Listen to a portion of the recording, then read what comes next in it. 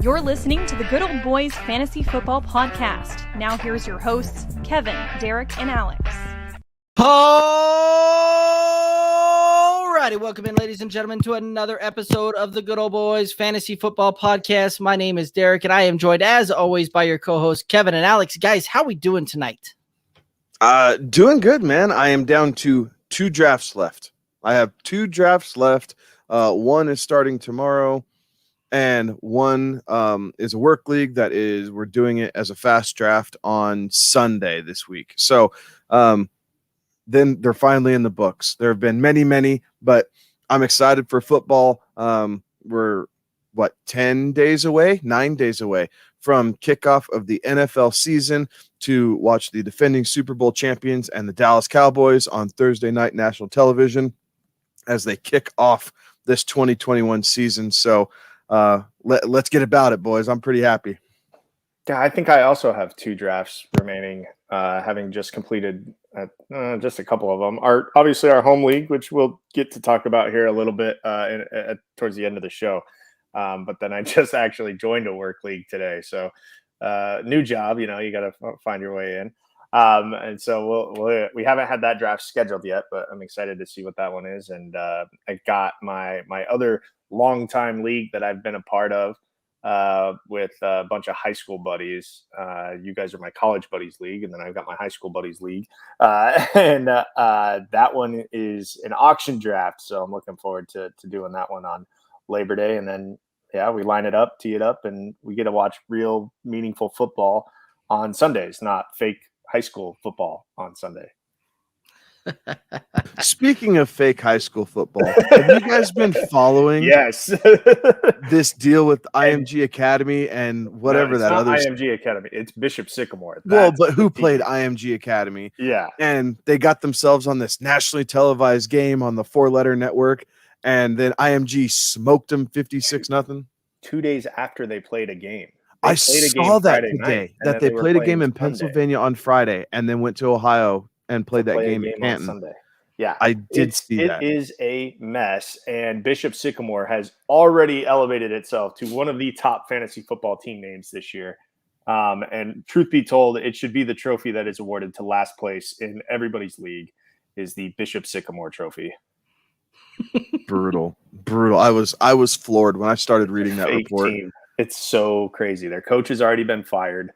Their next 3 opponents have canceled, and now the Ohio governor is looking at or has opened an investigation into how it happened. You feel bad for the players, right? These are high school kids. Not all of them. Not all of them are high schoolers. Some of them are post high school. Yeah. Oh, I didn't 18, 19, 20 years old. Yeah. It is crazy. So I did not catch that part. Anybody who can read anything into it to see just the downside and greed of youth sports and youth athletics, read into this and then be weary about what you're putting your kids into next time you have this unbelievable opportunity that you can't pass up. Oh, wow. It's a sham and a half. Well, then I feel bad for the kids who are actually in high school. Not the fake high school kids, but the kids who are actually in high school, because at 16, 17, 18 years old, there's only about 2 or 3 things on your mind. And if you're playing football, that's occupying a good chunk of your mind. And then I'll let y'all figure out what the other 2 are. But I do feel bad for those kids. Yeah, I do feel bad. But what a crazy story, right? I mean, it's just unbelievable. And here we are. We're kicking off our show and we're talking about it. And when's the last time we talked prep sports ever? And sure enough, here we go. It's kind of the off the railroad track headliner, and Derek's shaking his head because he's saying this wasn't in the freaking show notes.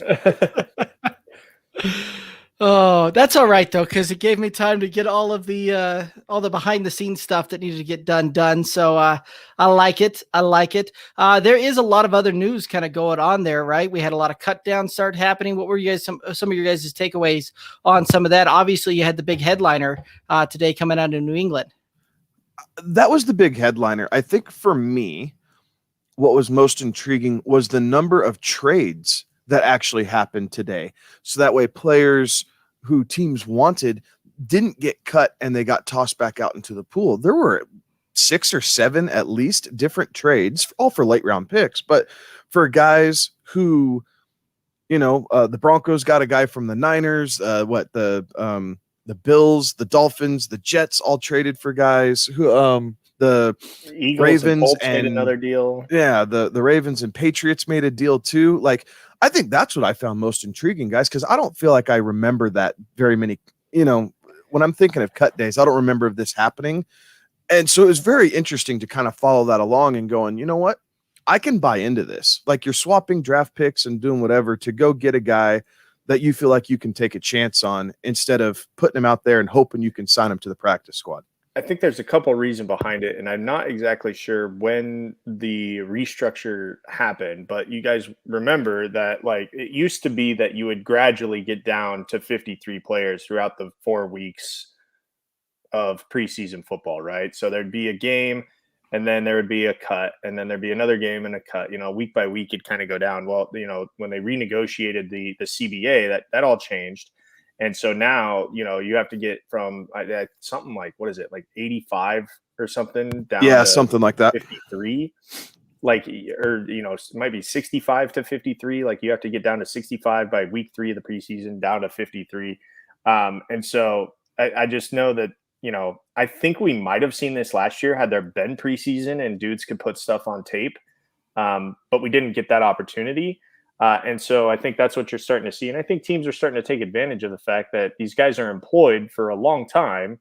They're not guys that are out there willy-nilly, and they might be if it was the normal cut downs that would, that we're all used to. But I think that's kind of what the product of this new cut down CBA that they have, which is all an effort to keep guys, on rosters longer. And to make sure that guys have a paycheck, because I don't know if you know this, but if you don't do football, it's kind of hard to get into a different line of work for a lot of these guys. Yeah, I like it. I do too. For a lot of the reasons that you mentioned, Alex. Like, I think it's great to give these guys extra exposure. Like, if they're injured week 1 and just kind of dinged up and they're trying to work through things, it doesn't completely handicap them from making a team. They still have something to play for. They're able to put their best effort on film throughout a couple different games, and it allows the scouts to kind of travel around to some of these other preseason games and check it out. Like, there's a lot to it that guys that maybe were getting missed in the past, right? Where, yes, some of these guys are undrafted free agents, whatever, but they get cut and they just kind of get lost. Well, now because of this, they're able to put pretty substantial film together on these guys, and teams are able to make a very educated estimate on, hey, is this value worth bringing this guy in and giving him a shot with our squad, even though he didn't fit on that other one. So I think it can only help the NFL, and it's a move that I am very happy with. I absolutely support it. Love it. Love it. So, obviously you have a lot of these things shaken out, and teams have, cemented their rosters, at least for the most part, as we look at this thing going forward. And there's been a lot of fantasy drafts that have taken place. There's still a lot more. So the 2 heaviest drafted weekends are the one we just went through and the one coming up. And for everybody that has yet to draft, that's where we're going to spend some time at tonight, is really talking about some ADP type of targets. So we're going to each kind of go through, give the early, the mid, the late round type of targets that we're going after for the ADP. We're also going to then we went to Sports Me to talk a little bit about some of the my guys, the sleepers, the bust, those types of things out there. We got some good takes there. We'll share those with you guys. And then we're going to plant the flag for the my guy, the sleeper, and the bust for each one of us as well. And we've got the home league that we're going to recap. We just drafted that over the weekend, and a lot of smack was talked there, and we'll continue that on tonight. So look forward to that and a lot more fun there. Guys, if you haven't had the chance to already, head over to YouTube, the Good Old Boys Fantasy Football Podcast YouTube channel. Click that subscribe button, ring that bell. We very much appreciate it. One of the best ways to support the show. But guys, let's go ahead and hop on over into the ADP targets. And who are you targeting out there for the first rounds? The early rounds.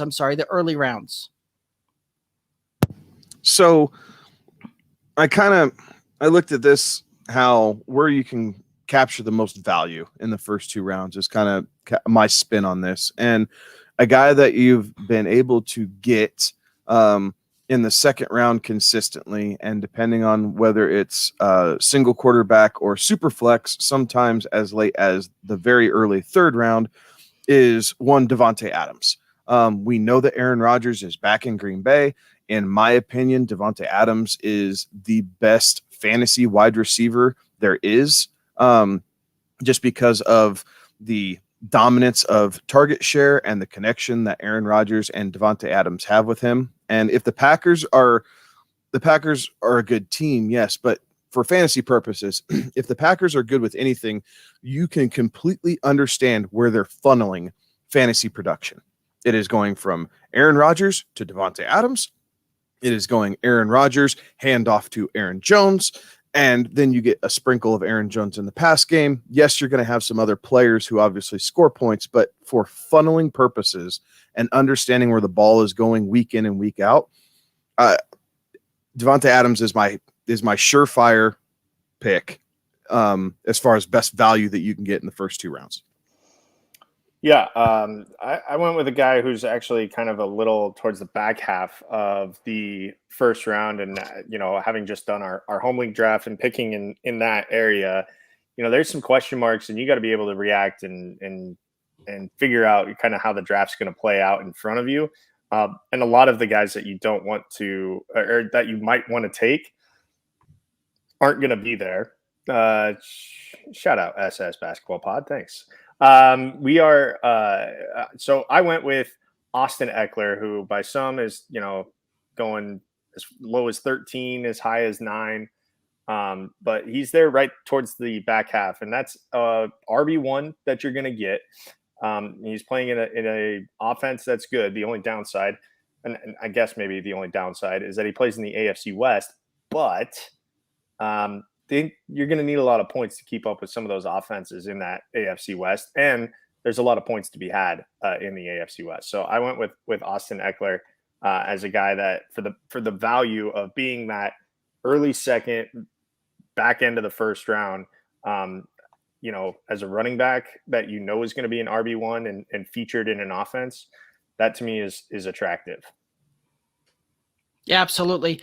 And piggybacking on the Austin Eckler there, Kevin and I have done a lot of drafts and co-managed a lot of teams together, and that has been one of our favorite pairings, is a team that we can get Austin Eckler on in the second round. And it's been amazing how often we've been able to do that over the offseason. And Alex, I can't agree more that he's probably one of the biggest values that you can get in the early rounds there. So I 100% agree with that pick there. So my early values there, I've got 2, and I've got 2 guys that I constantly target in the second round if I'm towards the back of that second round. So if Austin Eckler's there, yep, I'm going to smash the draft button and move on there in the second. But if not, I start looking at a guy like Antonio Gibson. Love the ceiling that this guy has. Love a lot of the talk coming out of the Washington football team about how they potentially plan on using this guy and the type of role that they see for him. And I think that he's going to do some very big things. The other guy that I look for, if both of those guys are off the board, is CEH. And it was a guy that I was able to pick up in the third round of our home league that we just drafted there, and absolutely loved being able to get Clyde Edwards-Helaire in the third round to pair up and get that team really cemented and going. I see very big things coming from Clyde Edwards-Helaire this year, and see a very, very big ceiling for him, and see that breakout that everybody expected last year. I see that one happening this year for him. So guys, any other thoughts on some early round values there, or guys to target in the early rounds for ADP? No, I think it's pretty cut and dry, right? Like most way across the board, depending on your format. Again, single quarterback or super flex, like your first 2 rounds, you pretty well know the top 24 guys that are going. One might slide a couple spots because someone picks a different guy that they really like. You might see Diggs go at the beginning of the second round because someone really likes Diggs. You also might see him go at the end of the second round because running backs are aplenty. The quarterback run is real, and he just kind of slips through there. So he's another guy. He dominates target share. Like the wide receivers, these top end wide receivers, getting them at the back end of the second.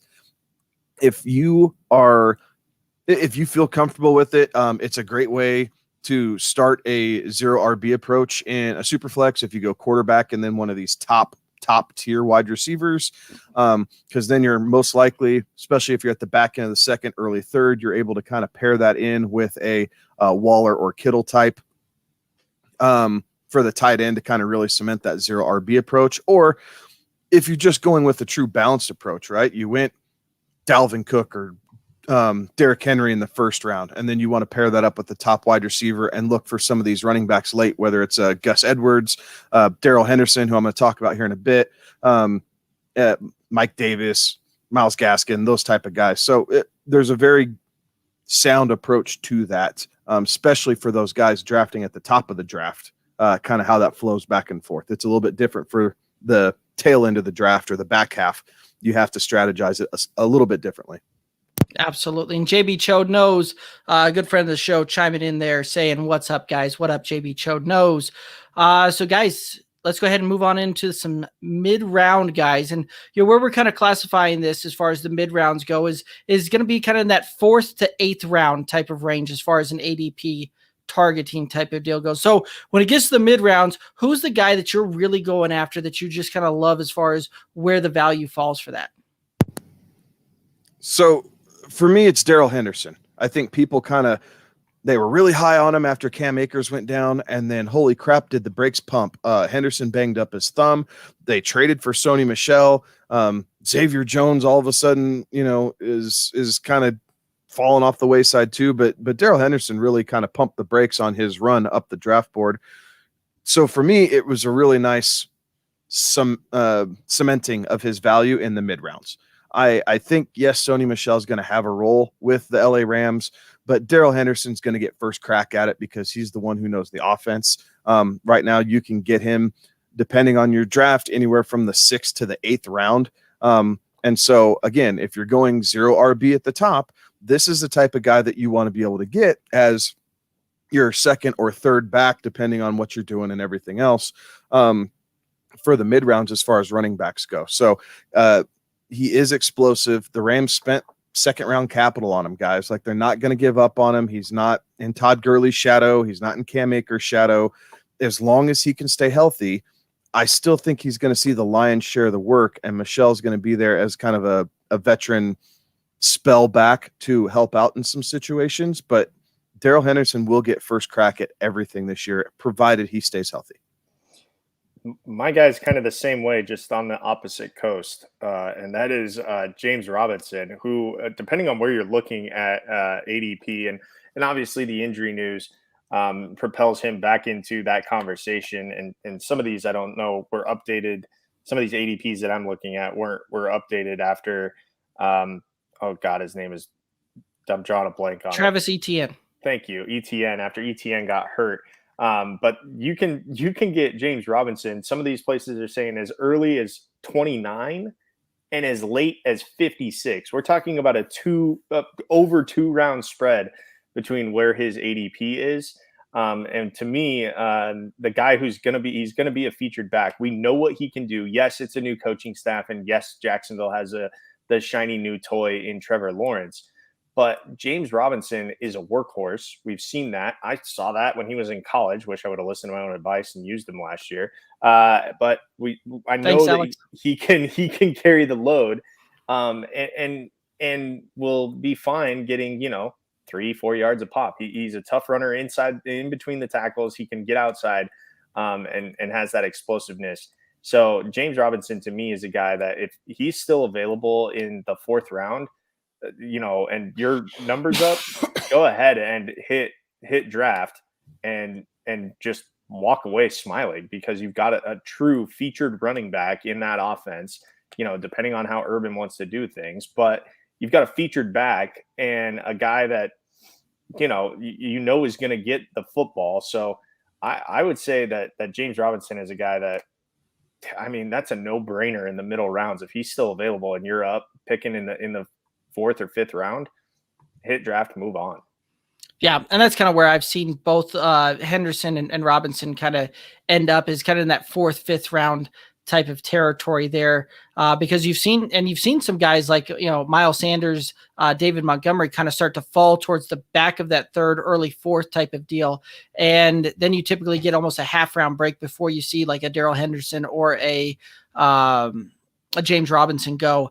And you're right. Both of those guys are set to have great years this year. Both of those guys, I think, will get a ton of opportunity, a ton of volume, and are really set for, right. If you're, like Kevin's already said there, if you're going a zero RB approach, both of these guys are great values and great targets in those mid rounds to help propel that along there. My mid rounds, if I'm playing a single QB type of deal, I love going after Kyler. You can typically get him right in about that 5th round range. So I've really loved the teams that I've put together with Kyler in the 5th type of thing.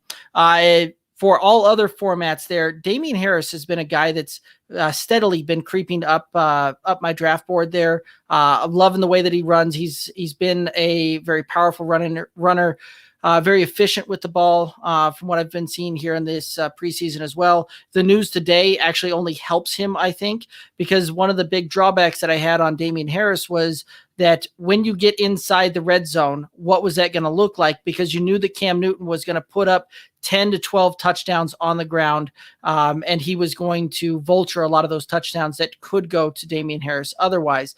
With Cam no longer there, I think that actually helps him a little bit more so. So I'm a fan of Damian Harris, who a lot of times you can get kind of in that fifth round, going after both, in most cases, going after both James Robinson and Daryl Henderson. Guys, any other thoughts on the mid rounds?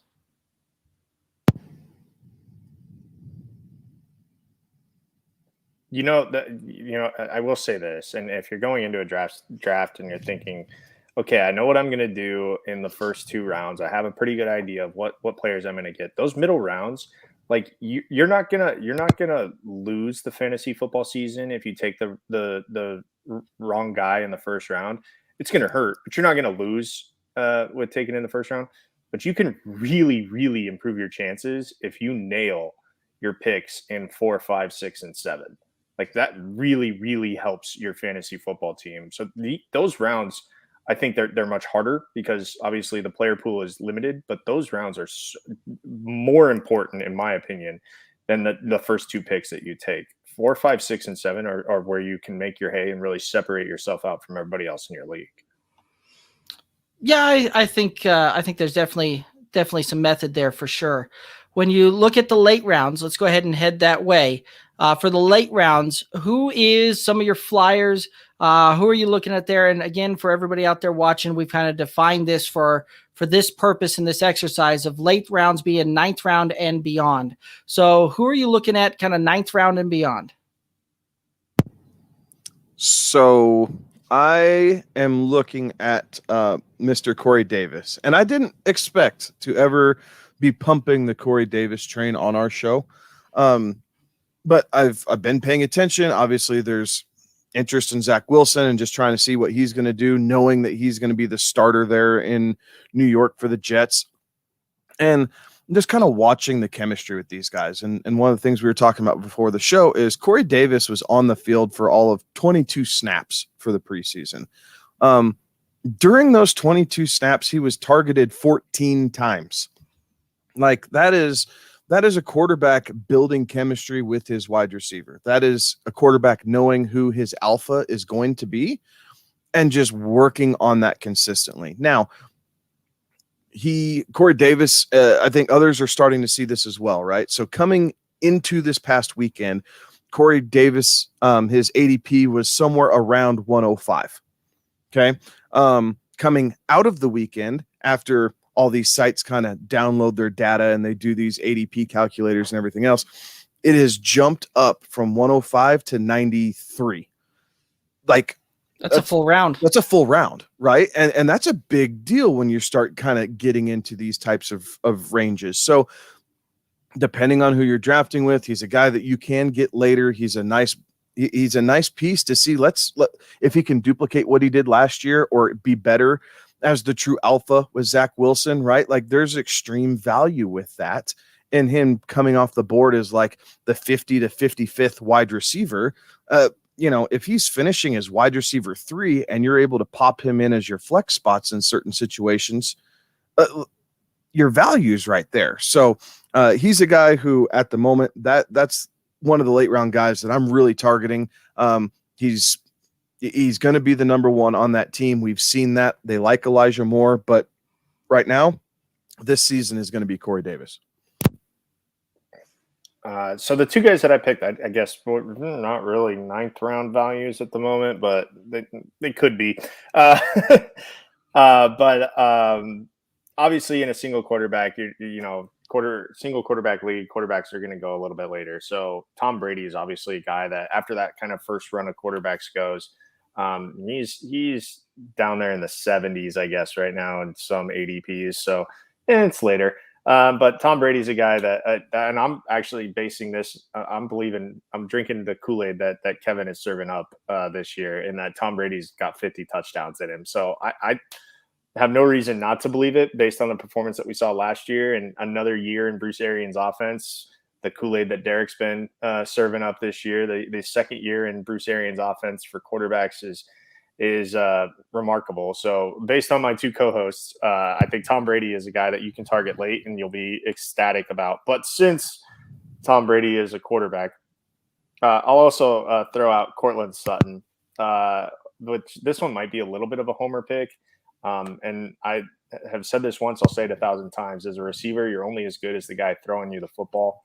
And I don't know if he and Teddy have any sort of chemistry, but I do know that if you throw the ball in Cortland Sutton's general direction, odds are he's going to come down with the catch because the guy's a vacuum, and you're not going to see too many, missed opportunities when the ball is thrown his way. So he's a guy that I think, has a really solid upside if the chemistry is there between him and Teddy or Drew Lock after 3 games. Who knows what's going on with the Broncos quarterback situation anymore?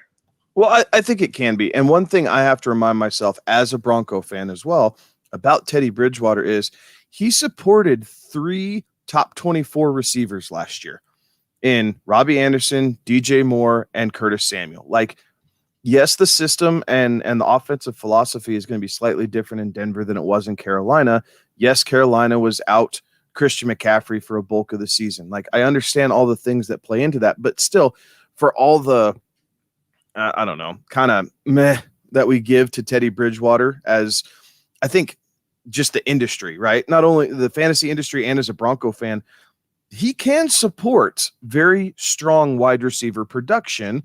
And the Broncos with Cortland Sutton and Jerry Judy, I would take those guys to be on a pretty similar playing field as a Robbie Anderson and DJ Moore. Maybe not quite apples to apples. I know some people are going to like one group over the other, and we can all debate that till we're blue in the face. I'm just saying they're comparable. So it's possible. And I have a lot of Cortland Sutton, Alex, because I'm thinking the same thing. He was falling down the draft boards. We went running back early, whatever. We need a third wide receiver to help really fill in and kind of cement that offense. And holy crap, look, it's Cortland Sutton sitting here in the 8th round. Like, hell, why the hell not? Like, we've seen what he can do when he's at his best, and he's a top 15 receiver when he's at his best. Right. We just got to see how the knee holds up. Well, and not only that too, right? To kind of piggyback off your thought there in Carolina, is if Teddy Bridgewater had thrown some more touchdowns when they got down in there, and that he would have been a much better fantasy option as far as the quarterback goes. But that was one of the big downfalls last year for his fantasy production, was the lack of touchdowns. Now, maybe that changes around here a little bit because of the fact that Carolina didn't. I would say the Broncos defense is probably a little bit better than Carolina's for sure. But that's one of those that could help them get that, because they're probably get a little bit better starting field position, things like that help them move the ball down the field a little bit and get in position a little bit better there. So I'll take field goals over 3 and outs as a Bronco fan.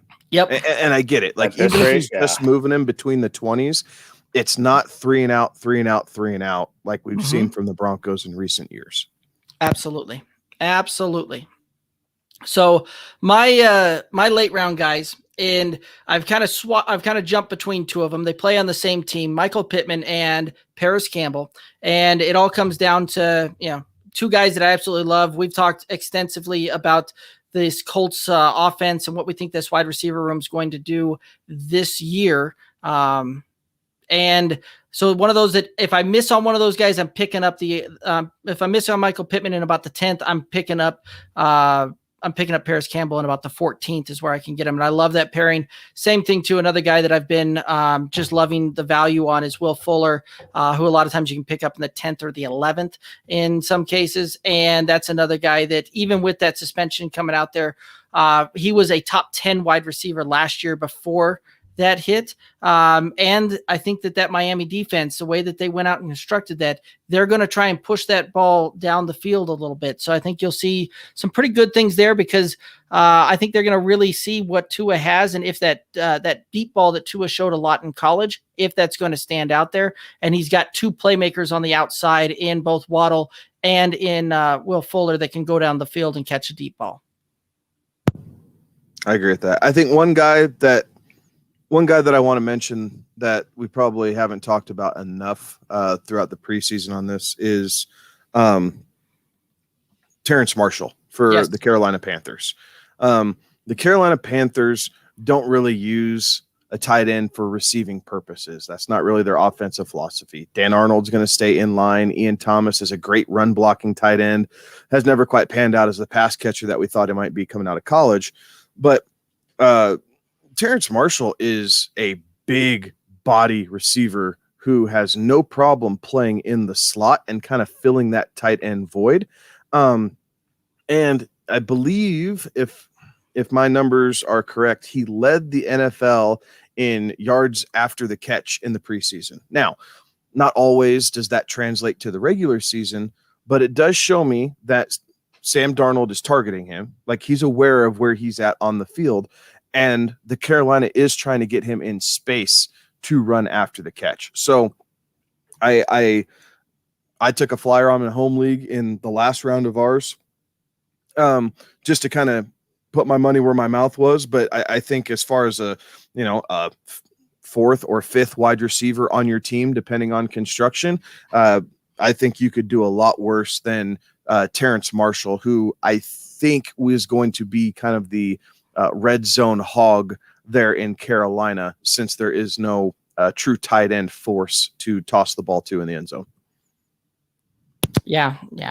I think you're probably right. And I was a little jealous of your last round pick there of Terence Marshall, but I liked it. It definitely was worth a flyer in the 20th round, and can't believe that you got him there. So, guys, any other thoughts on any other ADP type of targets, whether it be early, mid, or late? Any other thoughts before we move on? I think the biggest thing with the targets is,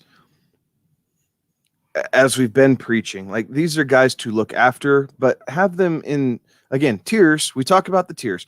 Have them with some like-minded or like-calibered individuals, right? So if you miss out on one, you're not freaking out and going, holy crap, the guy I wanted is gone.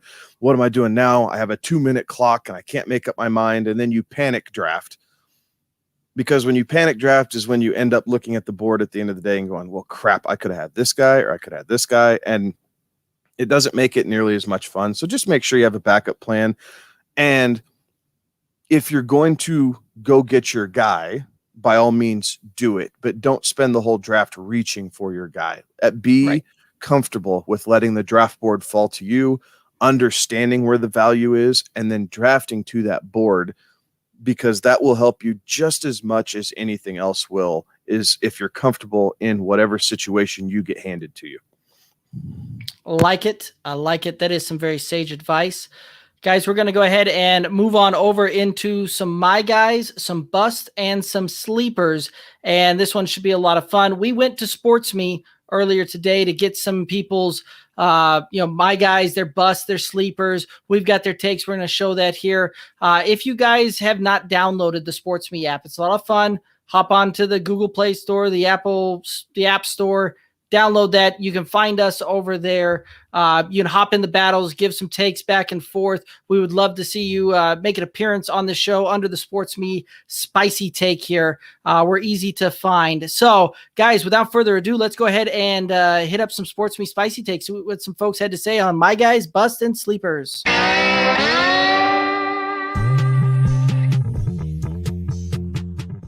Derek, my guy, give me Allen Robinson. He's always my guy. Criminally underdrafted for like years, always disrespected. He's my pick. Bust, give me Zeke. I don't think he's trending in the right direction. You know, those 10, 20-plus yard carries, not there. Line's been great. He hasn't been. I'm sorry. Just facts. And then specific sleepers, I don't have any specific ones. My late-round flyers, I usually don't take wide receivers. I take running backs to see if I can hit on one of those. What's up, man? For my guy is Justin Herbert. If I can get Justin Herbert in the late round, I'm going to be golden, especially with a stack with Keenan now, and I'll be Gucci. My bust is Miles Sanders. I don't think he's going to be very good for Philadelphia.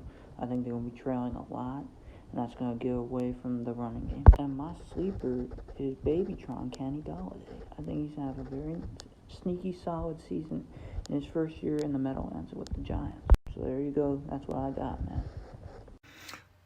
Let's see. My guy, I'm going to have to go with wide receiver, CeeDee Lamb of the Dallas Cowboys. He's going to have a big year this year. I feel it in the year. A bust, Kenny Golladay. I hate to say it because I had him last year and he just fizzled out.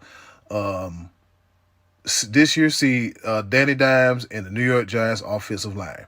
And my sleeper is going to be Terence Marshall Jr. of the Carolina Panthers. Kid's got skill. My guy, Austin Eckler. I think he's the third best running back on the draft board right now. Go CMC, Dalvin Cook, Austin Eckler, okay? I'm very bullish on Austin Eckler.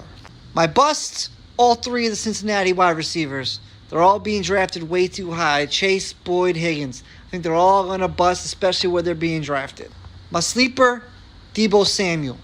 Everyone's talking about Trey Lance, the running backs, Brandon Ayuk, George Kittle.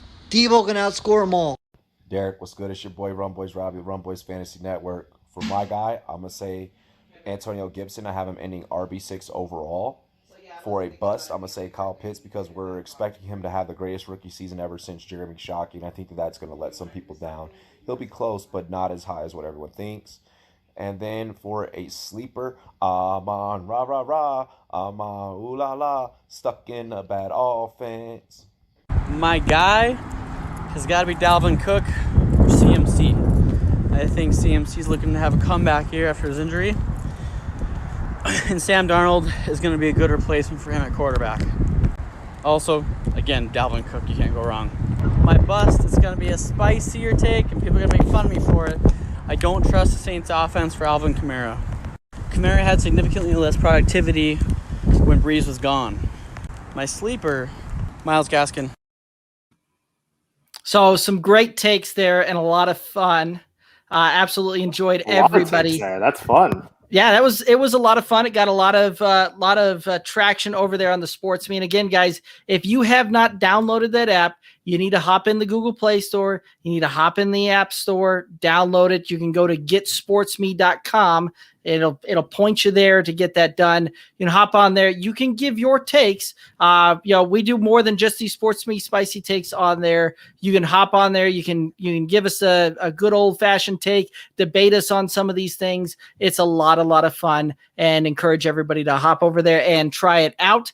But guys, I thoroughly enjoyed some of those. Let's go ahead and talk about my guys here. So it is flag planting time.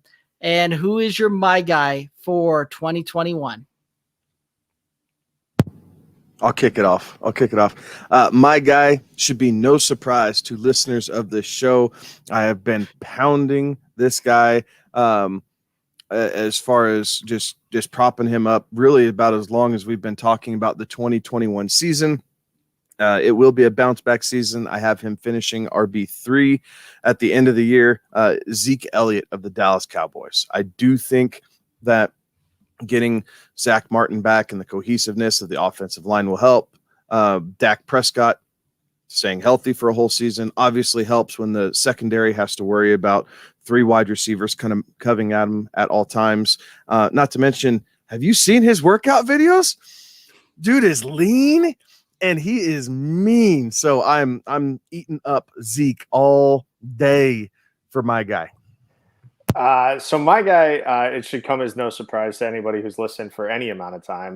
My guy is Carson Wentz. He's a guy that I've targeted since his rookie year. So he was a guy that I took, in the last round of the draft in our home league, his rookie season. One of those guys that he wasn't supposed to play his rookie year, and then all of a sudden he did. But and then put out a couple good seasons. Won a Super Bowl. He was hurt, but he won the Super Bowl. He was on the team that won the Super Bowl. Backup quarterback gets the ring just the same as the starting quarterback. David Carr knows that all too well. Yeah. So Carson Wentz is my guy, but I will admit I'm not as bullish on Carson Wentz anymore. And so he's not exactly the guy that I'm like super upset if I don't get him. But there is another one that there is like that. And you'll find it is no surprise that it's Trey Lance, that if I'm not getting Trey Lance, I'm going to be upset.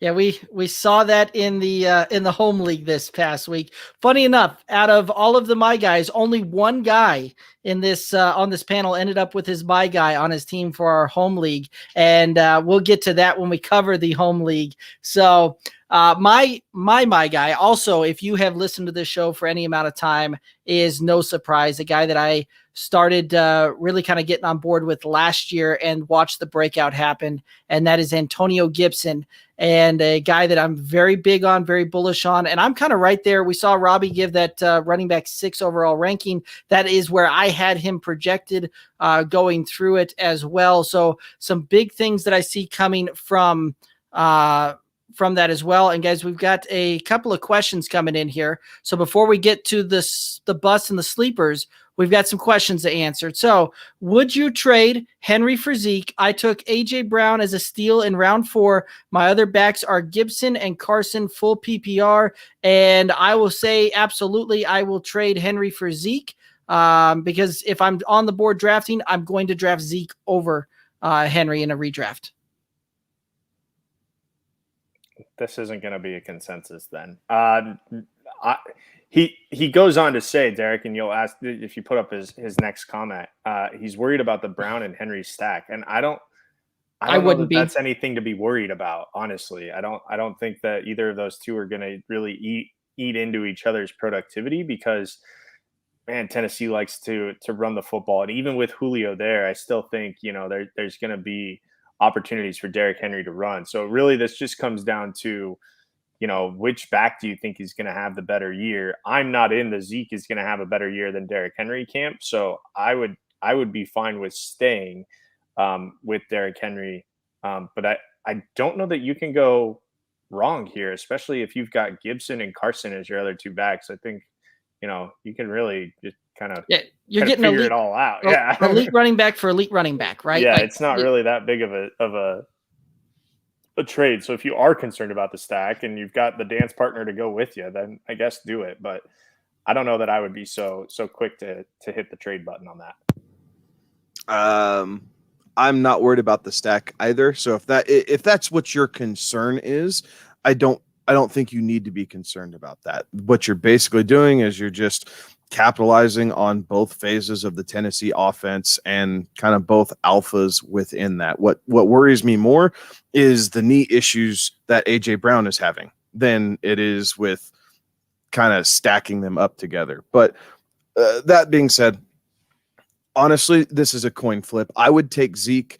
There's nothing wrong with keeping Henry. There's a strong argument to be had both ways, especially in a full PPR, because Derrick Henry is probably going to have, maybe 18 catches on the season, and that would be a career high if I'm not mistaken. Zeke, I think you can comfortably slot him in for 55 to 60 receptions this year. He is quite undervalued as a pass-catching running back. So, you do kind of get those points that help eat away at just the sheer volume that Derrick Henry can see on the ground at times. I think touchdown-wise, they're probably going to be about even this season.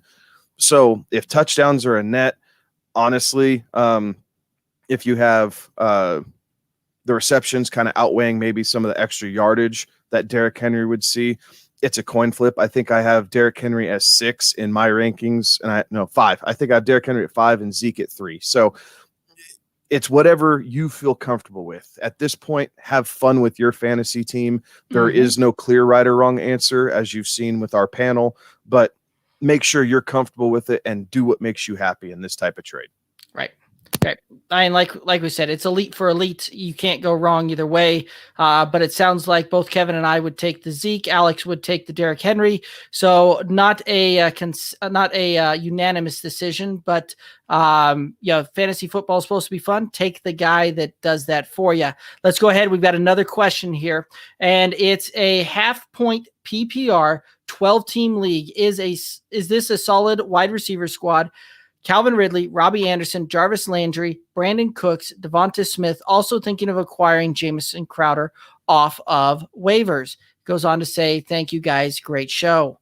So guys, what are your thoughts here? I'll put that back up here so you guys can see that. Is that a solid squad for you? I can run with that. Yeah. I can run with that. So Calvin Ridley's the clear number 1 in Atlanta. Robbie Anderson, depending on the week, is the 1A or 1B in Carolina. Okay, fine. Jarvis, I'll touch on the Jarvis thing here later in the show, but I think Jarvis is fine. Brandon Cooks is the clear number 1 in Houston. Granted, you have to trust Tyrod. So maybe Cam Newton, maybe Cam Newton going down to Houston.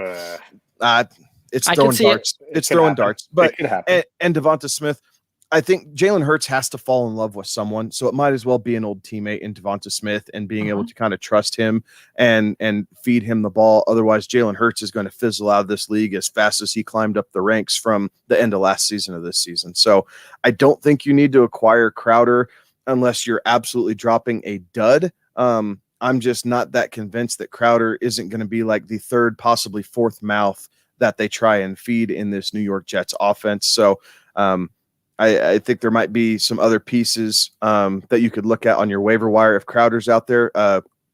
Jacoby Myers might be out there, who, right, wrong, or indifferent, right now he's the alpha, and Mac Jones really likes Jacoby Myers, so he's climbing up my draft board as well, because he's going to be kind of the number 1 guy there in New England. So take that for what it's worth. Alex, any thoughts on that one? Yeah, I mean, I'm okay with, if you have to start 3, I mean, there are 4 or 5 strong candidates. I think the issue that you're going to run into is figuring out who to plug into that third spot. I think that's going to be the issue. But honestly, there's nothing wrong with starting 3 of those guys any given week. No, you're absolutely right there. And the fact too that, you're talking about, maybe having an issue trying to figure out who to start there. It makes it easy where you start playing the matchup on there. I do like the Devonta Smith pick kind of late there as that, as that guy there, where we see a lot of these rookie wide receivers start to pop in the back half of the year. So that could be a little bit of a sneaky play there heading down the stretch as you get ready for a playoff run. Like that's a nice little pickup there that could do some big things there. Another question coming in. It says Burrow. I imagine he's talking about Joe Burrow. He says thoughts and any upside to be a QB1. That's one. I think he could be, right? We all kind of have him on that fringe, and it's all based on the knee. Now, the third preseason game looked a little bit better, so it's clear that he is knocking some of the rust off. He might have a little bit slower start than what you would like, but by the end of the season, I still think Cincinnati's going to be losing most of their games. And last year, before he got hurt, he had the most pass attempts in the NFL. I don't see that changing. I don't see Cincinnati adding enough on the defensive side of the ball to where he's just not going to throw the ball anymore and acquire the points. He has an extra target now with Jamar Chase. I absolutely see it. I see absolutely nothing wrong as long as you have the expectation of somewhere between 14 and 8 as the high side, depending on his touchdowns. I think you're going to get what you pay for there. Right. Cosign. All right. Yeah, it wouldn't surprise me if you see Joe Burrow at the end of this deal where we see the majority of his games, he went out and threw the ball between probably 32 and 43 times in each one of these games there. That was kind of the same pace that you saw him on last year. The fact that they went out and spent very early draft capital on Jamar Chase, I think they are a believer that they're going to have to throw the ball, and they're going to have to do the throwing the ball a lot to even try and stay in these games. So I'm kind of right there with you, kind of that fringe QB1 territory for me.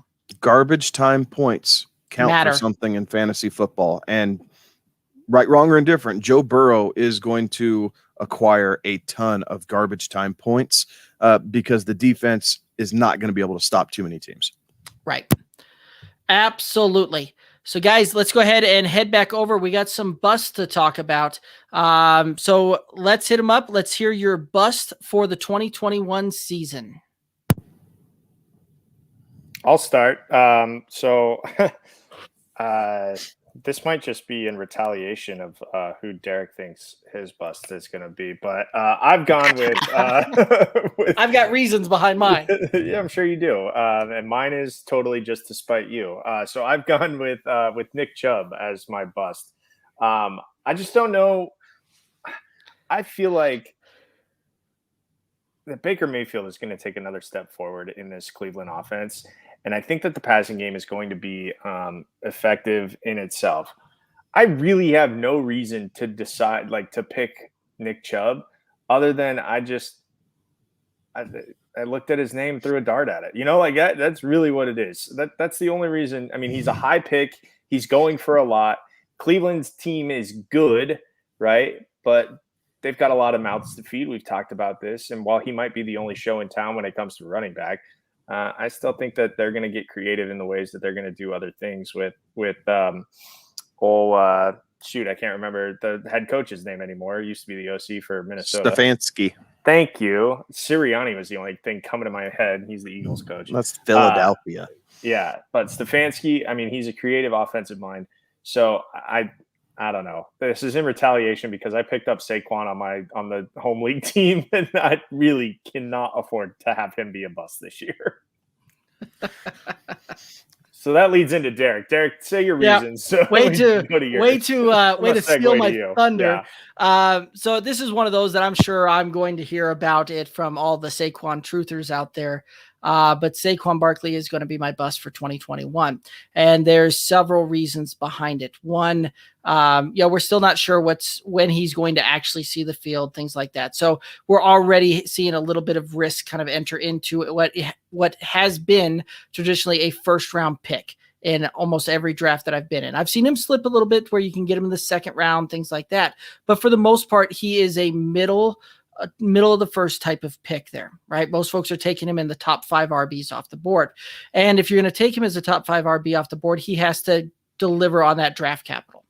And a lot of the reason that I have behind the Saquon not finishing inside that top 5 for me has everything to do with what the Giants, what I believe the Giants are going to do this year on offense. They brought in the highest paid wide receiver in this offseason, and Kenny Golladay to push the ball down the field. Darius Slayton's also on the outside to push the ball down the field.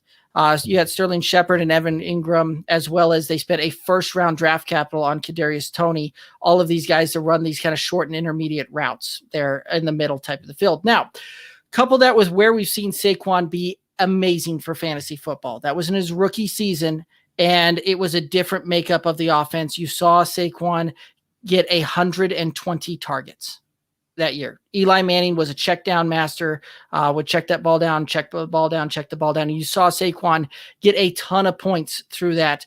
And since we've seen that switch to Daniel Jones, we have not seen that type of consistency from the receiving work there. And again, I don't know that that's where they're going to be looking to go. Daniel Jones is also a much more mobile quarterback than Eli Manning was, where he can take off, and we've seen him break 80-yard runs down the field. Just, sometimes he trips over the yard line there. But regardless of that, you will see Daniel Jones be a mobile quarterback and has the ability to take off and make some plays with his legs, thus not necessarily needing to check down like you saw Eli Manning did.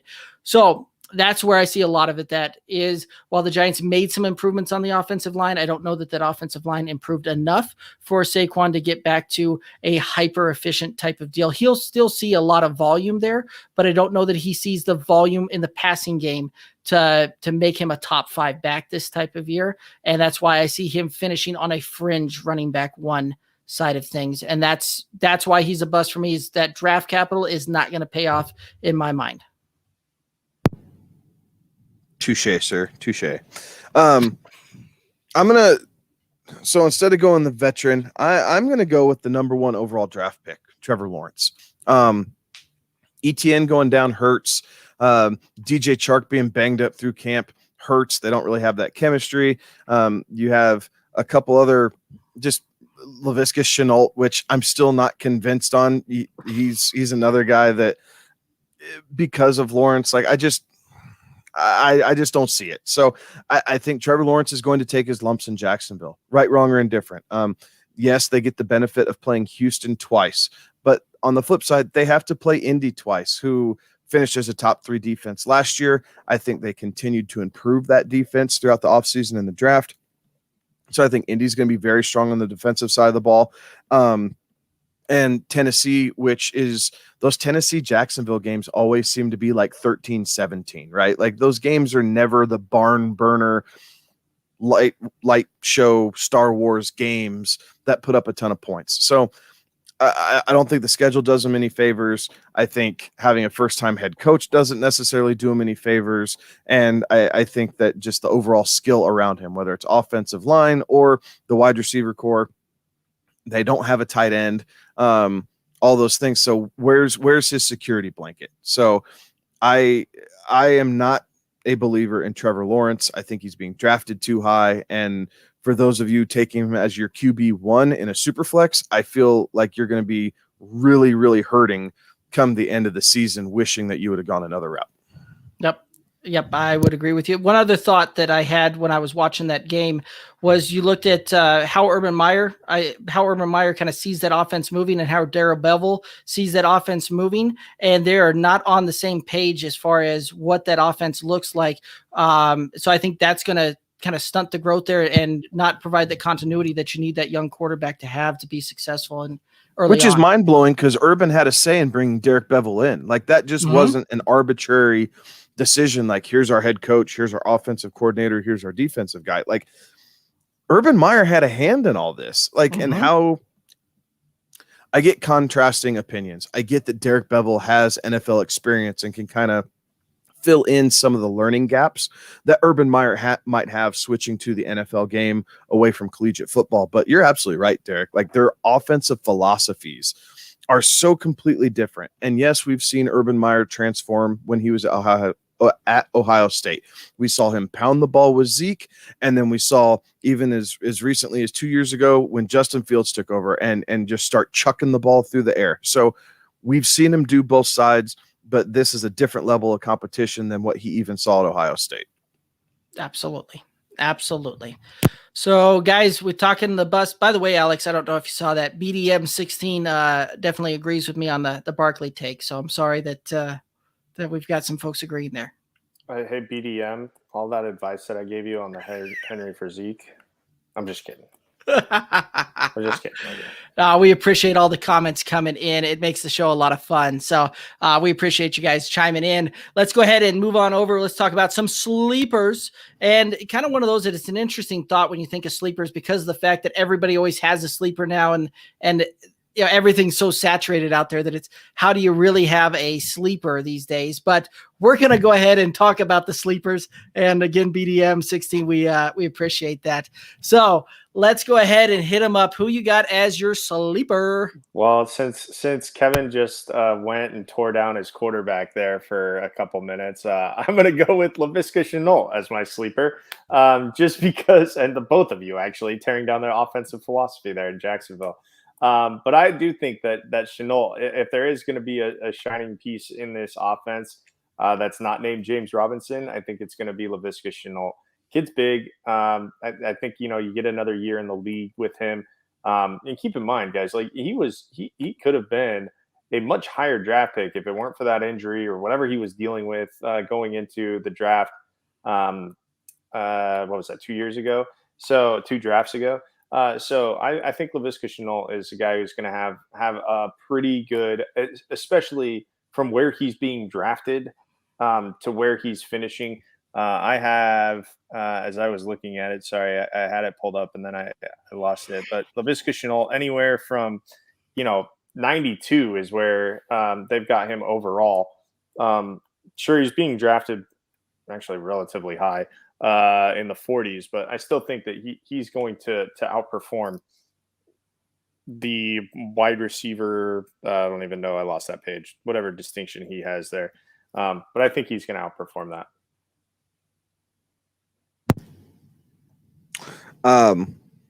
My sleeper is more of a kind of a mid-round sleeper. It's not even a true late round sleeper, so I understand. But this is a guy who is going off the board at about quarterback 17.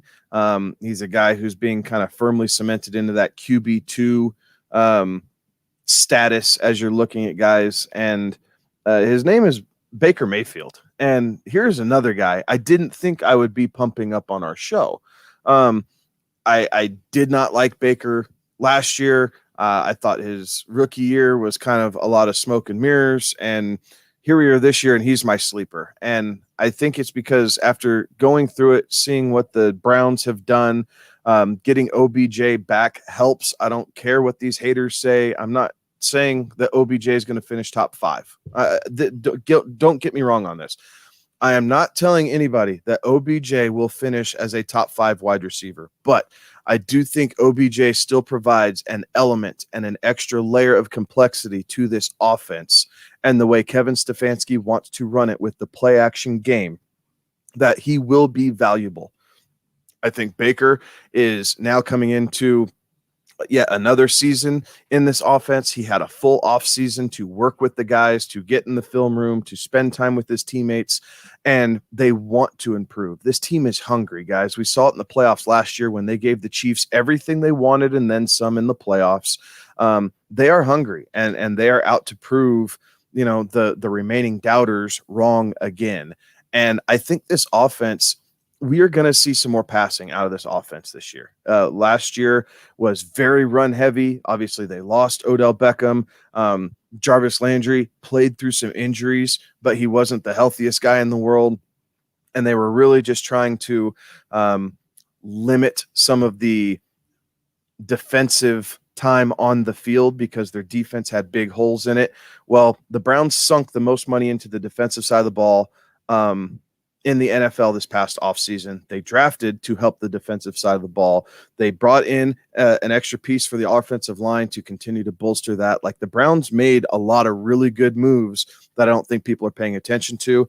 And if you have Myles Garrett, Mr. Tomahawk Chop, and Jadeveon Clowney coming off the ends, that's going to lead to some sacks, which leads to some turnovers, which leads to some short fields, and so on and so forth. We understand how this progression goes, but I think Baker has a very sneaky possibility of finishing up towards quarterback 12 or 13 come the end of the season. It's not where I have him ranked at the moment, but I can see a path and a possibility where this happens. Man, you just made me really glad I drafted him in a certain league. That I know. I just asked what your price tag was on him. Then I had to talk him up. So, just imagine that went up. Just FYI.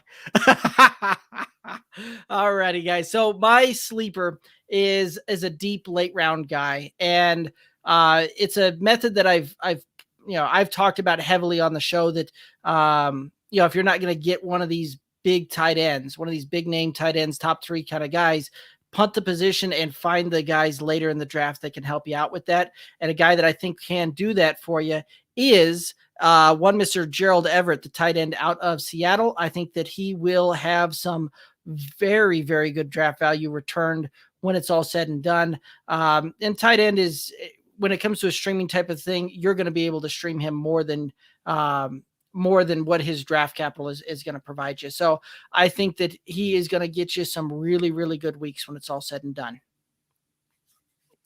Guys, any other thoughts on some sleepers, busts, or my guys? I did want to clarify. I found my page with Laviska Shenault, who's being ADP somewhere in the 90s, late 80s to late 90s. And they've got this, what I'm looking at, wide receiver 38. I think he finishes. He could easily finish as wide receiver in the wide receiver 2 territory. Would you rather have Laviska Shenault or Corey Davis? Corey Davis. Probably Corey Davis, but we already talked about him. No, I understand. I'm just context. Just context is all, right? And that's really what it is, right? It's just guys are going around the same draft area, and people have to make decisions. That's all. Right. But Alex, I think this is the first year that I'm kind of getting on board with the Laviska Shenault, right? Like I was very, very well on the record as far as what that looked like going into his rookie season and even earlier in the offseason when we covered the Jags for that team breakdown. But kind of watching him and how I think they're going to use him, I think he will return some pretty good value for you. So I think you might be onto something there, sir. Alrighty, guys. So that means it's time to talk about the home league. And we got the home league recap here. So let's go ahead and start this thing off and just kind of give everybody the team that you drafted, right? Who is your team that you came away with on this guy? And some picks that you're really happy about, maybe some places that you kind of pause, maybe a little tilt action in there. Let us know what you got. Champ, kick us off. Yeah, I don't know that there's going to be a defending of that championship. Really, it started in the first round, and I was picking behind. Obviously Rhodes was 2 picks in front of me, and then Kyle was the pick in front of me with Craig right behind me, and I was picking 11th. I will not lie to you, I was thrown for a loop when Kyle made his pick in the first round. Taking Aaron Rodgers right in front of me. That was the 4th quarterback that was taken in the first round. Now, this is a super flex league, so quarterbacks are important. But with Rodgers going and 4 quarterbacks going in front of me before I even got to make a selection, I'm not going to lie, I panicked a little bit and was like, I don't want to get stuck not having a top-end quarterback. There are still plenty of running backs. And honestly, I went into this draft thinking, there are plenty of good receivers out there too. So I'm not going to have to worry about going receiver too early if I'm not going to target one of the top 5 guys, which I wasn't targeting one of the top 5. So that's okay. I was able to just kind of wait on the position a little bit. But I panicked and I took Justin Herbert because I was scared that 4 quarterbacks went in front of me. And I my options were basically Justin Herbert, Lamar Jackson, Dak, and Russell Wilson. And I'm a believer in Justin Herbert. I think what he's doing there in LA, it's working. So I went with Justin Herbert, even though we haven't seen him at all this preseason because he didn't play any, or barely any if he did play. So Justin Herbert was my number 1 overall pick. And then after that, I was kind of looking at the board, hoping that Craig would fall for the Saquon trap because Saquon was still available. But Craig did on the turnaround went with Lamar and Eckler. And I really wanted Eckler to fall back to me, even though it would have been a stack of Chargers players right off the bat. I could have lived with that. But I ended up going with Saquon in the 2nd round, David Montgomery in the 3rd round, DeAndre Swift in the 4th round at 4-2. And then I finally went receiver in the 5th round with Robert Woods at 5'11". In the 6th round is where I had my reach. And this is a keeper league and there is a draft penalty. But I could live with the fact that if I get to keep Trey Lance for a 6th round pick, which I don't believe he's going to be a 6th round pick next year in any drafts, in any redraft super flex leagues. So I felt like that was an okay time to pull the trigger on getting Trey Lance as my 2nd quarterback, even though it's kind of a stash play. That was the long con that I was playing. I went Robbie Anderson in the 7th. Ryan did need a 2nd quarterback that I knew was going to start right away in a super flex league. Picked up Laviska Shenault in the 9th. Cole Kmet in the 10th, Henry Ruggs in the 11th, James Conner in the 12th. We do IDPs in the home league, so I picked up Alex Singleton in the 13th, Gallup in the 14th, the Niners defense and special teams in the 15th, Jordan Hicks, linebacker from Arizona, in the 16th, and then it was just building roster time at this point. So Kenneth Gainwell in the 17th, Mike Williams in the 18th, Adam Troutman in the 19th, and Matt Prater as my kicker in the final round. Very well, sir. I was drafting from the 9 hole. Started out with Zeke as the 6th RB off the board. So as I said earlier, I have him finishing RB3. So I saw that as value. So I smashed the draft button on Zeke. I think Derek was laughing his way all the way because he could just see it coming down the board to me. I had to pause for a quick second in the second round. I was really targeting Eckler. Craig took him at 2-1. So at 2-4, I went with Aaron Jones, which as the 10th running back off the board, I think that's fair value. I think that's right about where he's going to finish. So again, kind of let it fall to me. In the 3rd, I took Tom Brady as the 10th quarterback off the board. Here's kind of an interesting kicker. So I took Justin Jefferson. He fell in the 4th. And I had to think about this pick for a second because I didn't know if I wanted to double up and go Brady and Jalen Hurts or Brady and Joe Burrow and really just kind of put the squeeze on that quarterback position, or if I wanted to look at a different running back.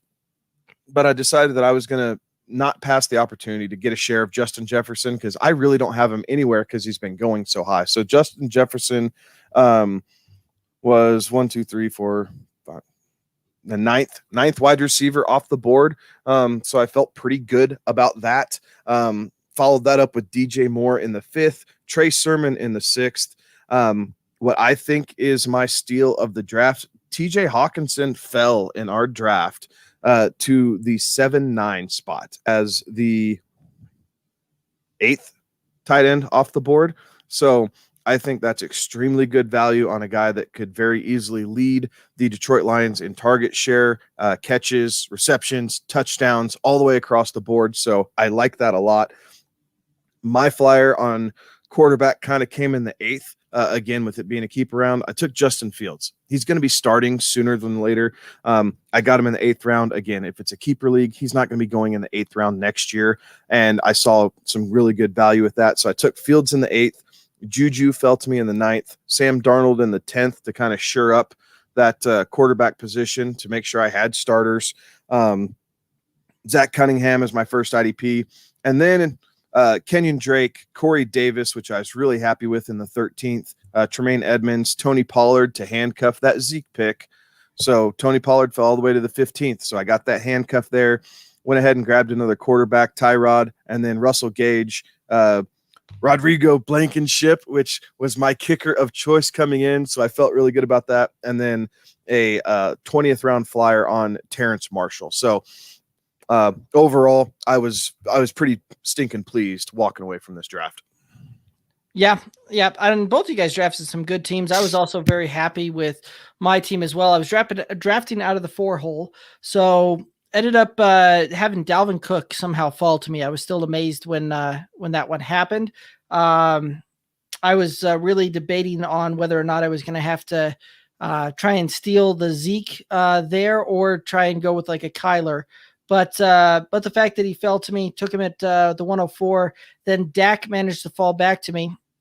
And when we were going through the quarterback rankings, you guys know how high I am on Dak. I've got him as the. If you would have taken Dak, or if you would have taken Zeke at 4, I was fully committed on going Eckler Gibson the first 2 rounds just to mind mess with you the whole rest of the draft. So I had also anticipated something like that happening as well. But I was extremely happy. I was really hoping to start this draft off with a Dalvin, Antonio Gibson, Clyde Edwards-Helaire kind of stack going through there. But it was not meant to be. Antonio Gibson went 2 picks before it got back to me in the second. So I took Dak Prescott to get my first quarterback off the board, which again I see is incredibly good value, where I've got him finishing and being able to draft him as the 7th quarterback off the board. Then I managed to get Clyde Edwards-Helaire in the 3rd. And then in the 4th and the 5th, I managed to pair up a couple of really good young wide receivers that we could see the breakout come for both of these guys this year. Picked up CeeDee Lamb to complete the stack with Dak there in the 4th, followed up with Terry McLaurin in the 5th. Mark Andrews ended up falling to me in the 6th. That's a guy that's normally been going in a lot of 5th rounds in most other drafts. Damian Harris, who y'all heard me talk about as the mid-round value, fell to me in the 7th. Then I went on a quarterback run here, right? It's a super flex deal. A lot of folks out there were drafting 1, maybe 2 quarterbacks, and I got into the 8th, 9th, and 10th round and went, you know what? It's a super flex, and if I can get one of these guys that's going to be a pretty good value for the following year, I might as well just keep drafting quarterbacks because they're going to have a lot of value for trade. They're going to have a lot of value with this draft keeper. So I went Baker, Jameis, Carson with my 8th, 9th, 10th pick. Followed that up with Michael Pittman, and then Fred Warner in the 12th, Tyler Boyd in the 13th, Deion Jones in the 14th, Will Fuller. I was very amazed that Will Fuller managed to fall all the way to me in the 15th round. Naheem Hines in the 16th, Jamal Williams in the 17th, Gerald Everett in the 18th, the Patriots defense in the 19th, and then picked up Travis Etienne with my last pick in the 20th. And the beautiful thing about that is it's a keeper league with a draft penalty. So if there's a very good chance that Travis Etienne ends up as a keeper next year, costing me a 20th round pick. And I couldn't be more ecstatic about that. So guys, any other thoughts here on the home league? Have you guys gone and looked and said like, oh, if there was one team other than the one that you drafted, and then for the sake of this argument, screw it. Other than the one that you drafted, if there was one team where you had to swap out their draft for your draft, have you looked at who that might be? Yes. And who is I know that? who. He's sitting on the screen down below there. Okay, well then take Kevin out of the equation. Take me out of the equation, which obviously I don't think that's the answer. But if it wasn't one of us, whose roster would you have liked to have ended up with?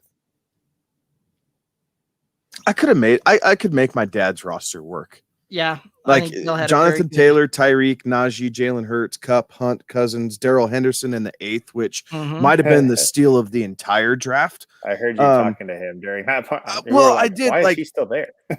I was really hung there because I knew I wanted Justin Fields, and a part of that electricity, even though the Bears schedule this season kind of sucks. So I knew I wanted Fields, but would have to handicap him with some other quarterbacks. But seeing Daryl Henderson there, I almost passed on Fields and just said, screw it. I'm just going to let it fly. But I just couldn't do it. So Daryl Henderson at 8.5, I think, was probably the steal of the draft. Gronk, Kenny Golladay, AJ Dillon, Mecole Hardman. My dad drafted Cam Newton in the 15th because we all thought he'd still be on the roster, right? Everything leading up on Sunday was Cam was probably going to win that starting job for at least a couple weeks. And it just didn't play out that way. So big whoop. And then the Colts defense, Jason Myers and Blake Jarwin. So I could make that roster work and I'd be pretty happy with it. Yeah. And we've got BDM 16 chiming in here with he's going to add his team to join the convo with Burrow, Big Ben, Derrick Henry, Antonio Gibson, AJ Brown, Chris Godwin, Robert Tonyan, Carson T. Higgins, Robbie Anderson, Sermon Moss, Marquez Callaway, and Darnell Mooney. I like that AJ Brown, Chris Godwin pairing right there. Yep. Like that's what obviously Derrick Henry and Gibson is awesome, but aside from the obvious, right? Like I really like that AJ Brown, Chris Godwin pairing. I really wanted to try and get my hands on one of the Tampa Bay wide receivers, either Godwin or Evans, and it just wasn't quite in the cards. They went at the top end of the draft right after the turn, so they went right next to each other, and it was just out of reach for me. but I like that pairing a lot. I think you'll have some success with that team. You can play Big Ben early in the season to make sure Burrow's going to be right. And then, after a few weeks when Big Ben's arm starts to kind of go all noodle on you, now you have Joe Burrow who's knocked the rust off and carry the rest of the way through. Right. And speaking of that, kind of because that's where the Evans, Godwin, all of that went was in the 4th to 5th type of turnaround there. And they went in between the CeeDee Lamb and the Terry McLaurin for me. And I was sitting there drafting CeeDee Lamb going, you know what? I like the upside here. And I love what should be there on the board for me when it comes back, thinking that I would be able to draft a guy like Allen Robinson, Mike Evans, or Chris Godwin there in the 5th, and all 3 of those guys went in about 6 picks. So I was still happy that I could get a Terry McLaurin to fall back there, but I was looking to try and pair that with a Chris Godwin or a Allen Robinson, just a target monster type of guy. I will say there were some head scratchers in this draft. Hold on, whose team did you want? I actually really liked, aside from the first pick, which we all know the reason there, but I really liked Taylor's draft that she had as I was just looking through it. Like, that's a pretty solid team. She started off with Kamara and Gibson, and then added Tannehill, Allen, and Matt Ryan in the first 5 rounds, and I was pretty. And then to add a Julio Jones, who is not catching from Matt Ryan, but a Julio and Ryan Tannehill stack is very nice. I was really bummed when she picked up Keenan Allen. I was hoping that dude would fall back around to me, but not to be. But I was pretty. Her running backs leave a little bit to be desired outside of her top 2 with Mike Davis and Raheem Mostert and David Johnson, but the team itself isn't that bad. You're right, though. I think your dad did a really good job drafting this year. But to the head scratchers, because there were a few of them in the draft this year. Primarily, and I'm not sure. Yeah, pretty much every pick after the first round for Brian, I think, was a head scratcher to all of us. I'll give him through the 3rd. Okay, through the 3rd. Like our league is typically running back heavy, so it was a little odd to see the 0 RB approach, but it's not impossible. But Allen, Kelsey, Hopkins. So you're starting a team. That's a pretty good way to start 0 RB, right? If you're going those 3, that's about as good as you could ask for. You have a top 3 quarterback, the best tight end, and a top 3 wide receiver in most accounts. Like, you feel pretty good about that. But here's where it got interesting was round 4, he went Kyle Pitts. Most drafts, Kyle Pitts is going in the 4th round. So it's not unheard of. I thought maybe it's a pinch early with it being a super flex and some of the value that we had at receiver, but he decided to go Kyle Pitts in the 4th, which he went Javonte Williams in the 5th. All that is fine, well, and good, but he missed following it up. So he went Javonte Williams in the 5th, and then Brandon Ayuk, T. Higgins, Roquan, DJ Chark, Myles Garrett. Zach Moss was his next running back in the 12th round.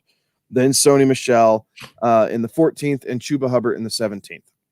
So that's what was the head scratcher. Like, it was he passed on Gus Edwards. So he went Brandon Ayuk instead of Gus Edwards. Okay. He went T. Higgins instead of Daryl Henderson. He went DJ Chark instead of Raheem Mostert. Like, he had opportunities to really fill back in the running back room. And even though those guys aren't like class A players, had a way to round it out and to really solidify that 0 RB approach, which would have worked really well.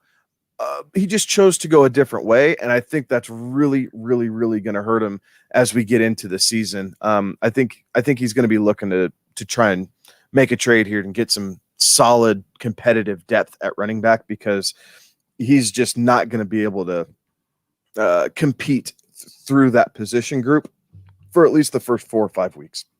Right.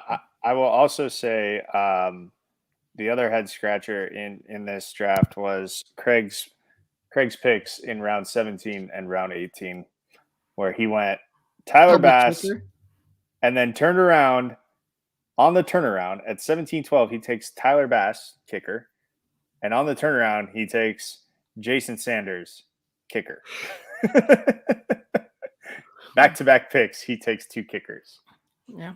For the most part, though, I really liked the team that he walked away with there. Did a lot Annoyingly so. Yeah, it was very annoying, the team that Craig was assembling. His starting lineup is very competitive. I don't know that he has a whole lot of, favorable depth outside of what he's doing, because he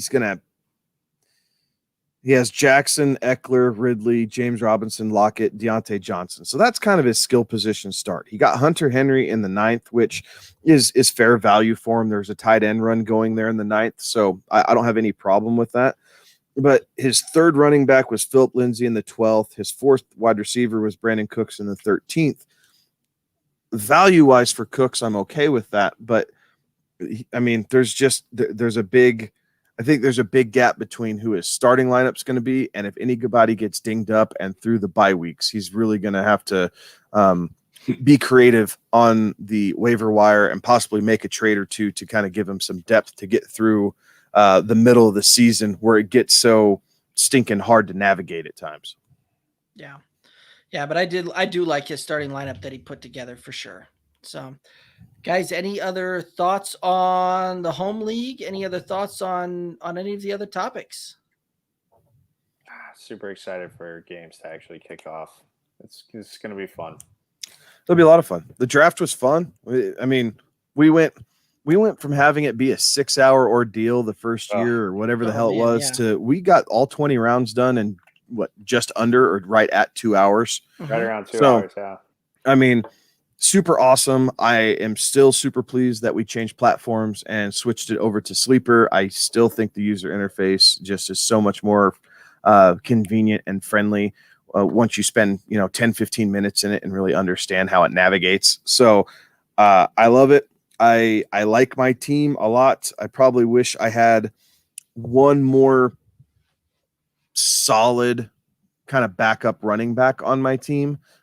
Just to solidify it, but for where it's sitting to start the season, I'm pretty happy with it, and I'm just going to see where the chips fall and see what I can do about bringing home the ship.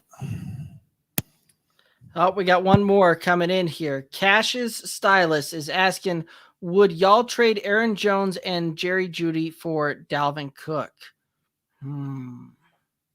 What are your thoughts here, guys? If I'm comfortable at my other wide receiver positions, hell yes. Yeah. I think depending on what your other wide receivers are, but if Judy's your wide receiver 1, then I don't think I would do it.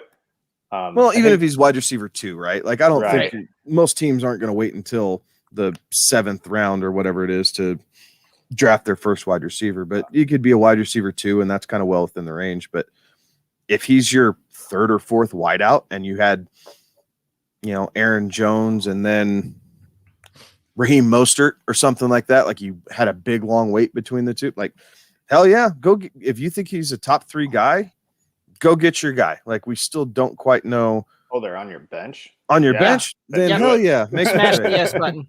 Make the trade and then go pick up the top, your favorite waiver wire wide receiver. Sorry, I had to be careful how I said that. There's a lot of W's there.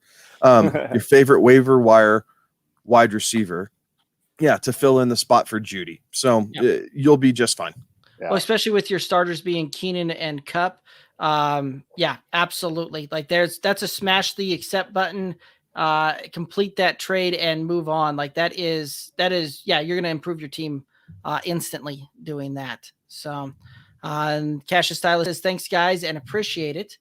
Well, Cash's Stylist, we appreciate you tuning in and asking these questions. We love getting those questions on here and being able to answer them. So guys, if you have those, make sure you're throwing them out here. We love answering those questions. Guys, any final thoughts for the listeners and viewers?